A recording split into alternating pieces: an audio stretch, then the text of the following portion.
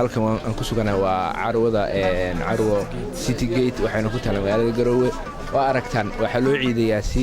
waxa loo iibsanayaa dharka ciida loogu diyaar garooyaa ciida si aad iyo aad u wanaagsan waxa ila taagan garabkayga taagan saaxiibkay jaamac waxaan ku suganahay magaalada Garowe ummadda Soomaaliyeed waxa Ilaahay uga baryayaa inuu dhibaatada iyo rafaadka iyo colaadaha ka kor qaado ciida ku xigtay in Ilaahay subxaanahu wa ta'aala ku gaarsiiyo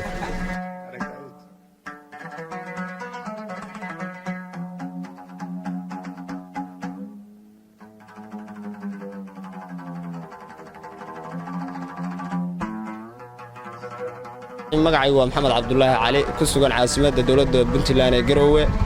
caawa waxaan ku suganahay suuqii magaalada Garowe oo aad u camiran oo ummaddu aad isu dhex marayso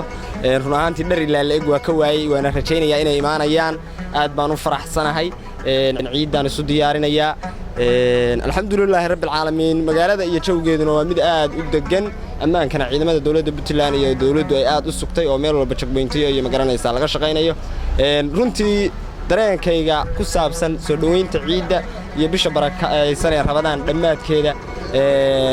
aad baan ugu faraxsanahay diyaar garowgeedii iyo u dabaaldegeedii baan ku jiraa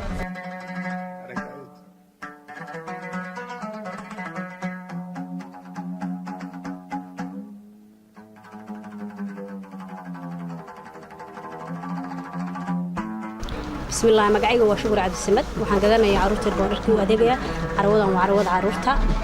wax kale laguma gado marka dharka caruurta ma soo dagno bal hadii ay isbarbar dhigtid ciidii hore iyo midaan maxaa kala duwanaanshaha kolley wallahi anigu muddan ka maqnaa laakiin carwadan waa carwada kaliya aan caruurta uga adeegto carwo Olympic waxayna keenaan caruurada wanaagsan bay keenaan ayagana waxaan laahay ganacsi maash customer waxaan soo dhaweynaa ciida ciidul fidriga insha Allah dadka maanta waa ciidayaan ciid mubarak dhamaan ciidan waa ciid aad u farax badan waa maalinta dadka soo bari soo soomanayeen waa maalinta kaliya oo la ciido saddex ciidood buu ku jiraa ciida Jimcaha iyo ciida ciidul Adha iyo ciidul fidriga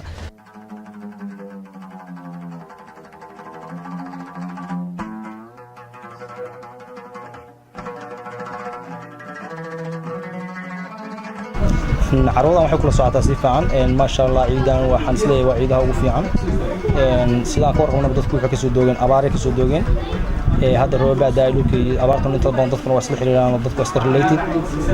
marka ciidii hore oo kale ciidii waxa moodaa ciidan inay ka firfircoon tahay inuu suuqu ka fiican yahay ma sha Allah waxaan isleeyahay ciidan marka waa ciid fiican ciid baablish ka badan yahay gaar ahaan caasimadda waxaan isleeyahay waa loo soo xagaa baxay si fiican baa loo yimi baablish badan bay heshay sidaa darteed waxaan isleeyahay ciidan way fiican tahay ciidii hore markii loo eego ma sha Allah waana alle mahadiis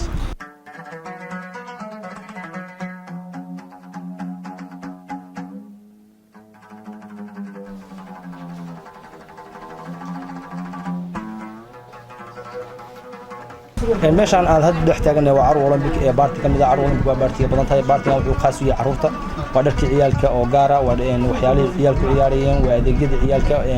laga bilaabo 12 jir ilaa laga bilaabo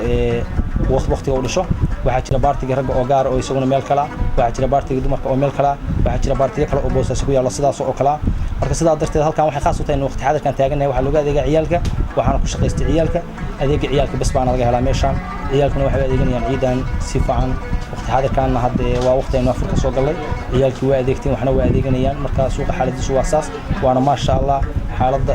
sida kalena waa caadi amni ahaan hadda fiirino ama waa jawi degan oo macaan oo lagu adeegan karo oo